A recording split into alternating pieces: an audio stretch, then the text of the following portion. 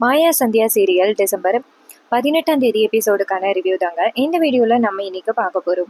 எபிசோட ஸ்டார்ட் பண்ணுறதுக்கு முன்னாடி இந்த வீடியோவை மறக்காமல் லைக் பண்ணிக்கோங்க. அவங்களுடைய ஒவ்வொரு லைக்கும் அடுத்தடுத்து வீடியோஸ் போடும் பொழுது எங்களுக்கு கொஞ்சம் இன்ட்ரெஸ்டிங்காகவும் என்கரேஜிங்காகவும் இருக்கும். எபிசோட் எப்படி ஸ்டார்ட் ஆகுதுன்னா, நம்ம கார்த்தியும் ஃப்ராடு வேலை பண்ணதை நம்ம மாயாவும் கதிரும் கண்டுபிடிச்சிட்டாங்க. எப்படியோ 2 பேரும் சேர்ந்து நேராக கார்த்திக் வீட்டுக்கு போயிட்டு நேராக தனாவை கண்டுபிடிச்சிடுறாங்க. அப்ப கதிர் வந்துட்டு டென்ஷன் ஆகி கார்த்தியை அடிக்கிறாரு. அப்ப மாயா ஓடி வந்து, இங்க பாரு கதிர், இப்ப இந்த கார்த்தியை அடிக்கிறதுல எந்தவித பிரயோஜனமும் இல்ல, நம்ம தனாவை காப்பாத்தணும், தனா கண்ணு முழிக்காம அப்படியே கிடக்குறா அப்படின்னு சொல்ல, கதிர் வந்துட்டு நேரா கார்த்தியோட சட்டையை பிடிச்சி, இங்க பாரு, தனாவுக்கு ஏதாவது ஆபத்து வந்துச்சு உன்னை சும்மா விட மாட்டேன் அப்படின்னு சொல்லி எச்சரிச்சுட்டு அங்கேருந்து ரூமுக்குள்ள போயிட்டு நேரா தனாவை தூக்கிக்கிட்டு வெளியில வராங்க. வெளியில இங்கேருந்து ஓடி வராங்க. அப்ப மாயா கதிர்கிட்ட சொல்றாங்க, கதிர் கண்டிப்பா அந்த கார்த்தி தான் ஏதோ பண்ணியிருக்கான் அப்படின்னு சொல்ல, அப்ப கதிர் சொல்றாரு, தனாவுக்கு ஏதாவது ஆகட்டும், அவனை சும்மா விட மாட்டேன் அப்படின்னு சொல்லிட்டு தனாவை தூக்கிக்கிட்டு போயிட்டு இருக்கும் பொழுது தனாவோட வாயிலிருந்து நட வருது. இதை பார்த்ததோட செம அதிர்ச்சி ஆகுறாங்க கதிர். அப்ப மாயா சொல்றாங்க, கதிர் தனாவோட வாயிலிருந்து நொர வருது பாரு அப்படின்னு சொல்ல, அப்ப கதிர் தனாவை கீழே இறக்குறாரு. அப்ப மாயா வந்துட்டு தனாவை கூப்பிடுறாங்க, தனா கண்ணு தனா என்னாச்சு அப்படின்னு. அப்ப கதிருக்கு டவுட் வர ஆரம்பிச்சிட்டு, கண்டிப்பா தனாவுக்கு ஏதோ ஆகிட்டு அப்படின்னு. அப்ப மாயா நேரா தனாவோட காலில் இருக்கிற 2 ரெட் டாட்டை பாக்குறாங்க. பார்த்துட்டு நேரா கதிர்கிட்ட, கதிர் தனாவோட காலில் ஏதோ டாட் போட்டிருக்கு பாரு, என்னன்னு பாரு அப்படின்னு சொல்ல, அப்ப கதிர் அதை பார்த்துட்டு, ஐயோ மாயா, தனாவை பாம்பு கொத்தி இருக்கு அப்படின்னு. இது கேட்டதோட மாயாவுக்கு பேரதிர்ச்சி. அப்ப மாயா கேக்குறாங்க, ஐயோ கதிர் சீக்கிரம் வா, தனாவை ஹாஸ்பிட்டல் தூக்கிட்டு போகணும் அப்படின்னு. அப்ப கதிர் சொல்றாரு, இங்க பாரு மாயா, கண்டிப்பா ஹாஸ்பிட்டல் ரொம்ப தூரமா இருக்கு, அவ்வளோ தூரத்துக்கு தனாவை தூக்கிட்டு போக முடியாது, ரொம்ப ரிஸ்க். பக்கத்துல எனக்கு தெரிஞ்ச மூலிகை போடுற அம்மா இருக்காங்க, அவங்க கிட்ட தூக்கிட்டு போகலாம் அப்படின்னு சொல்ல, இதை கேட்டுட்டு மாயாவும் சரி வா கதிர் சீக்கிரம் போகலாம் அப்படின்னு சொல்லிட்டு நேரா தனாவை தூக்கிக்கிட்டு அந்த மூலிகை கொடுக்குறாங்கல்ல அவங்க வீட்டுக்கு போறாங்க. அங்க போயிட்டு நேரா தனாவை அங்க உள்ள கட்டில்ல படுக்க வச்சுட்டு கதிர் சொல்றாரு மாயா கிட்ட, இரு மாயா நான் போயிட்டு கூட்டிட்டு வரேன் அப்படின்னு சொல்லிட்டு நேரா அந்த மூலிகையை கொடுக்குற அம்மாவோட வீட்டு கதவை தட்ட, அந்த அம்மா வந்துட்டு வெளியில வந்துட்டு, என்னாச்சு தம்பி அப்படின்னு சொல்ல, கதிர் சொல்றாரு தனாவுக்கு பாம்பு குத்திருச்சு அப்படின்னு. இது கேட்டதோட அந்த அம்மா அதிர்ச்சியாகி ஓடி வந்துட்டு தனாவை பாக்குறாங்க, கண்ணை பாக்குறாங்க. அதுக்கப்புறமா பாம்பு கொத்தின இடத்த பார்த்துட்டு, இருங்க தம்பி அப்படின்ட்டு வீட்டுக்குள்ள போயிட்டு நேரா ஒரு மூலிகையை எடுத்துட்டு வந்துட்டு தனாவோட காலில் பிழிஞ்சு விடுறாங்க. பிழிஞ்சு விட்டுட்டு ஒரு டம்ளர்ல ஒரு மூலிகையை கொண்டுட்டு வந்துட்டு தனாவோட வாயில ஊத்தி விடுறாங்க. அதுக்கப்புறமா மாயை கேக்குறாங்க, அம்மா தனாவுக்கு சரியாகிருமா அப்படின்னு. அப்ப அந்த மூலிகைக்கார அம்மா சொல்றாங்க, இங்க பாருமா, இந்த பொண்ணை நல்ல பாம்பு கொத்தல, ஏதோ சாதாரண பாம்பு தான் கொத்திருக்கு, அதனால விஷம் வந்துட்டு தலைக்கு ஏறல, நல்ல பாம்பா இருந்திருந்துச்சுன்னா இவ்வளவு நேரம் இந்த பொண்ணு உயிரோடு இருக்கிறதுக்கு வாய்ப்பே கிடையாது. நீங்க கவலைப்படாதீங்க, மருந்து வந்து காலில் கொடுத்துட்டேன், வாய்க்கும் கொடுத்துட்டேன், அதனால இனிமே வந்துட்டு கவலைப்பட வேண்டிய அவசியம் கிடையாது, காலையிலே இந்த பொண்ணு கண் முழிச்சிரும் அப்படின்னு. இதை கேட்டதோட கதிர் அந்த அம்மாவை பார்த்து ரொம்ப நன்றி அப்படின்னு சொல்ல, இதை கேட்டுட்டு அந்த அம்மா சொல்றாங்க, கொஞ்ச நேரம் இந்த பொண்ணு தூங்கி கிளம்புனா எல்லாம் சரியாகிரும் அப்படின்னு சொல்லிட்டு அந்த இடத்துல இருந்து போறாங்க. அப்ப கதிர் நேரா மாயா கிட்ட, மாயா இங்கே இரு, அந்த கார்த்திய நான் சும்மா விட மாட்டேன் அப்படின்னு. அப்ப மாயா சொல்றாங்க, நில்லு கதிர் அப்படின்னு. அப்ப கதிர் திரும்பி பார்க்காம போயிட்டு இருக்காரு.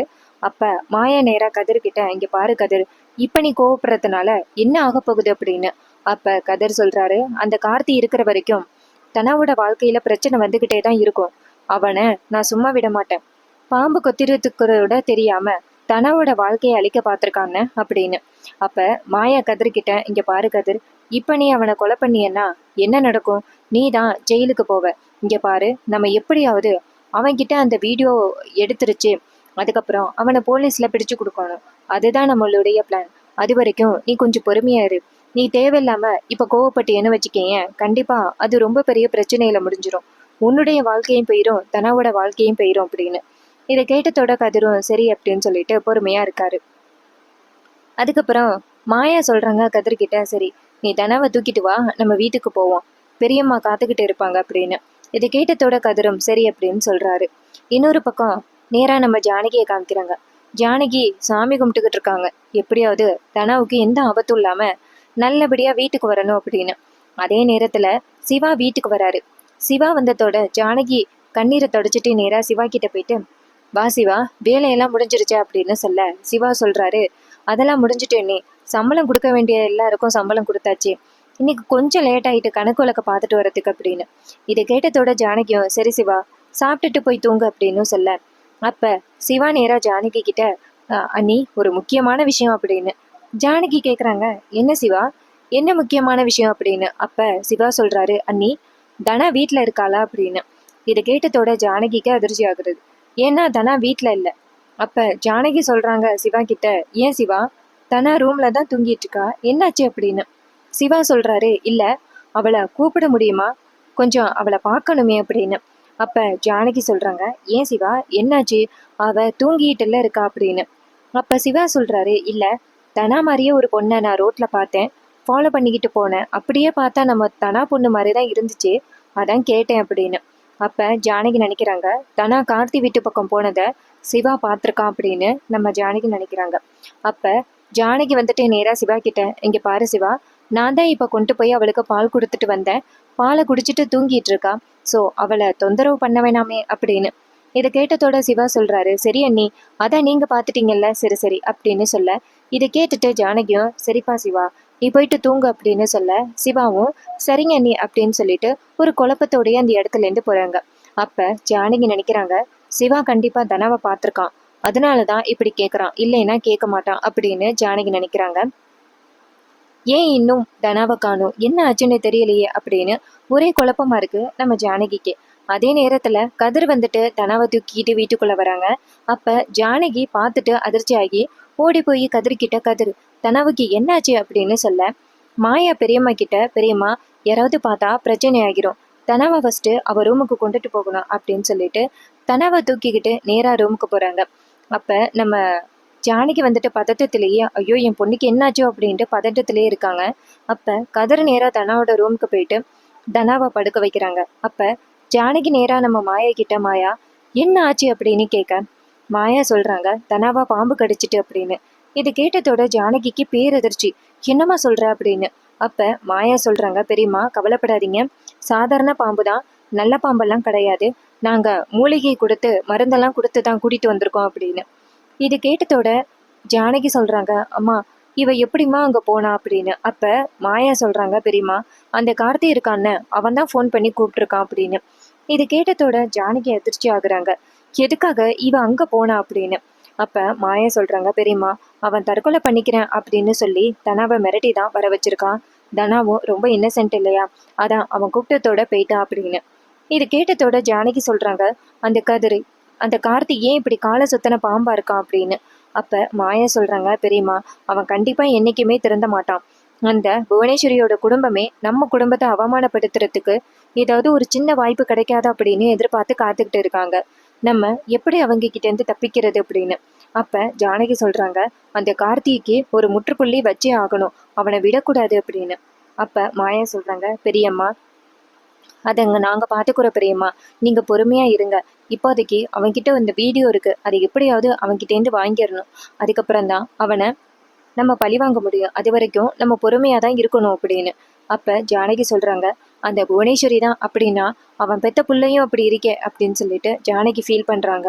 அப்ப கதிர் சொல்றாரு, இங்க பாருங்க அத்தை, கவலைப்படாதீங்க அப்படின்னு. அப்ப ஜானகி நேரா கதிரை பார்த்து, ஒரு நல்ல புருஷன் இவளுக்கு கிடைச்சிருக்கான், ஆனா எதுக்காக இவ இப்படி புத்தி மாறி போறானே தெரியலையே அப்படின்னு சொல்ல, இதை கேட்டுட்டு கதிர் சொல்றாரு, இங்க பாருங்க தனா கிளம்புனத்தோட அவளை பேசாதீங்க, காலையில கண்டிப்பா அவ கிளம்பிடுவான்னு சொல்லிட்டாங்க, நீங்க பக்கத்திலே இருங்க அப்படின்னு. இது கேட்டதோட ஜானகியும் சரிப்பா அப்படின்னு சொல்றாங்க. அதுக்கப்புறமா மாய நேரா ஜானகிட்ட, இங்க பாருங்க பெரியம்மா, கவலைப்படாதீங்க, தனாவுக்கு சீக்கிரம் சரியாகிரும் அப்படின்னு. அப்ப நம்ம ஜானகி சொல்றாங்க, சரிம்மா நீ போயிட்டு தூங்கு அப்படின்னு சொல்ல, நம்ம மாயாவும் சரி அப்படின்னு சொல்லிட்டு அந்த இடத்துல இருந்து போறாங்க. கதிர் சொல்றாரு, பெரியம்மா நீங்க தனாவுக்கு பாதுகாப்பா இருங்க, நான் வெளியில படுத்துக்கிறேன் அப்படின்னு சொல்லிட்டு அந்த இடத்துல இருந்து போறாரு. ஸோ அதுக்கப்புறமா மறுநாள் காலை பொழுது விடியுது. அப்ப நம்ம ஜானகி தனாவோட கையை பிடிச்சிக்கிட்டே தூங்கிட்டு இருக்காங்க. அப்ப தனா லைட்டா கண் முழிக்கிறாங்க. கண் முழிச்சு பார்த்து தான் வீட்டுல இருக்கிறத பார்த்துட்டு தனா கொஞ்சம் அதிர்ச்சி ஆகுறாங்க. நம்மளை யாரு இங்க கூட்டிட்டு வந்திருப்பா அப்படின்னு தனாவுக்கு சந்தேகம் வருது.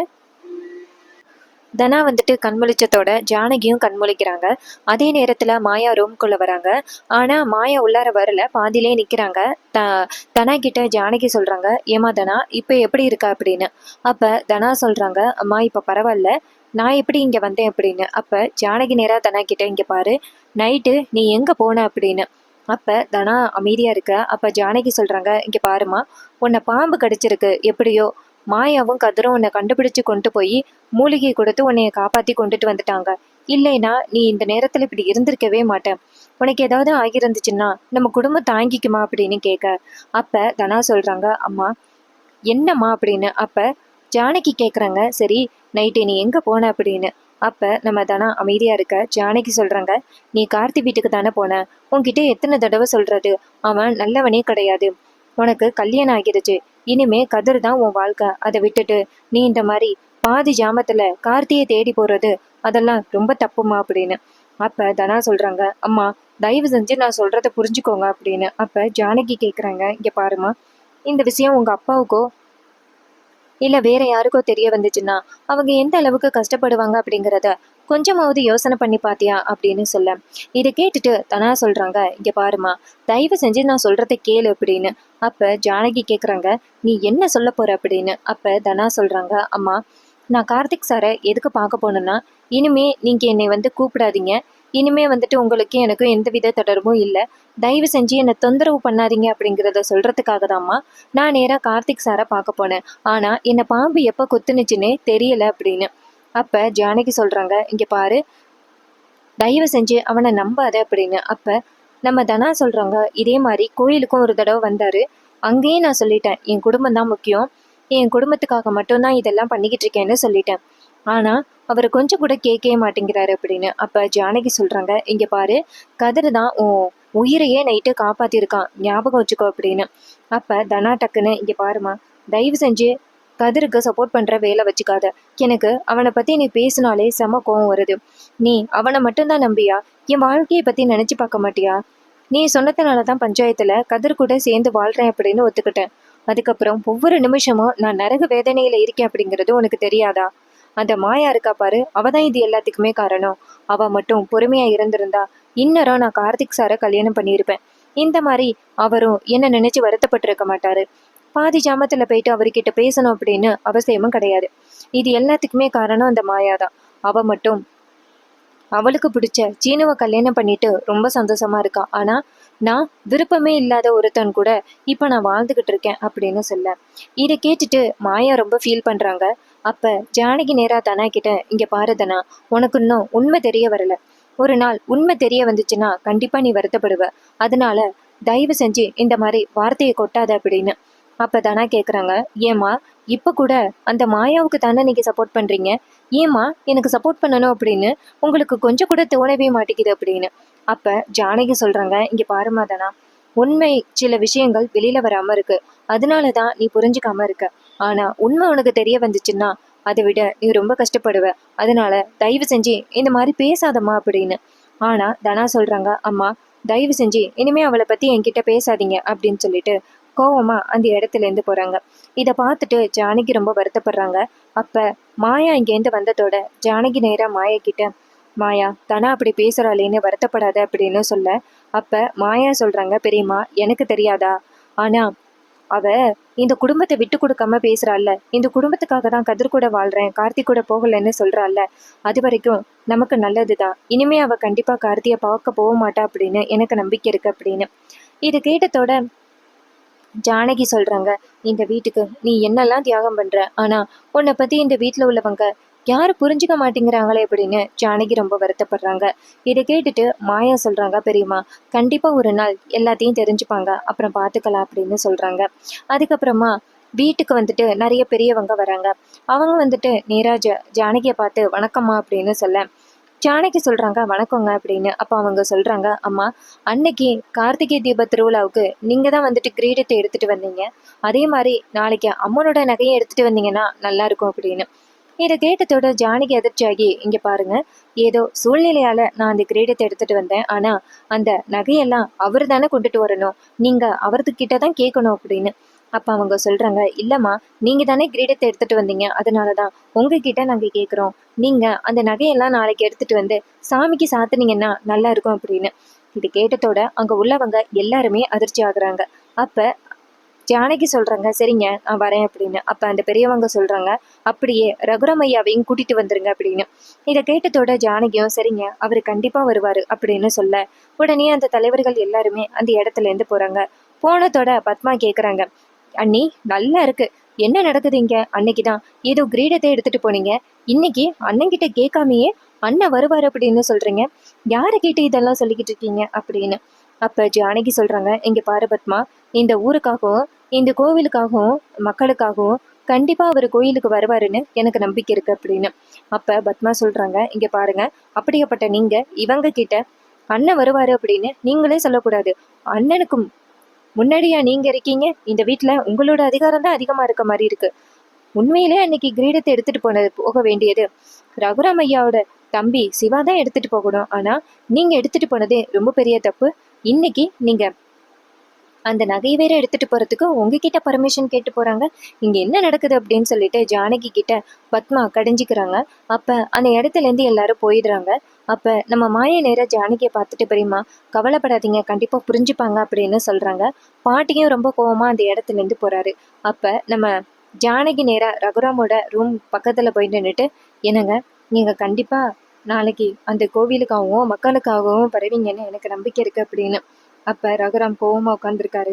அப்ப நம்ம ஜானகி சொல்றாங்க, என்னங்க அன்னைக்கு நான் கிரீடத்தை எடுத்துட்டு போனேன்னா அதுக்கு காரணம் நம்மளுக்கு கிடைக்க வேண்டிய மரியாதை அந்த புவனேஸ்வரியோட குடும்பத்துக்கு கிடைக்கக்கூடாது அப்படிங்கிறதுக்காக தான் நான் உடனே அந்த கிரீடத்தை எடுத்துட்டு போகணும். எனக்கு பேரு புகழ் கிடைக்கணும் அப்படிங்கிறதுக்காகலாம் நான் எடுத்துட்டு போகலை.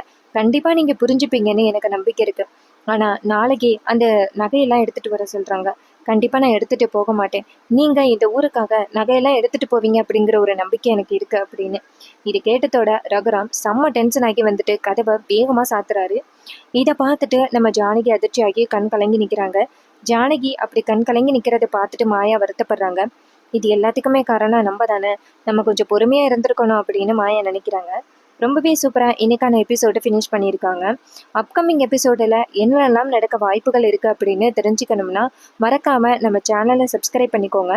இது வரைக்கும் இந்த வீடியோவை தொடர்ந்து நீங்கள் பார்த்துருந்தீங்கன்னா இந்த வீடியோக்கு ஒரு லைக் பண்ணிவிட்டு பக்கத்தில் உள்ள சப்ஸ்கிரைப் பட்டனை கிளிக் பண்ணிவிட்டு பெல்லைக்கானையும் கிளிக் பண்ணிவிட்டு ஆல்னு செட் பண்ணிக்கோங்க. அப்போ தாங்க புது புது வீடியோஸ் போடும் பொழுது உங்களுக்கு நோட்டிஃபிகேஷன் வரும்.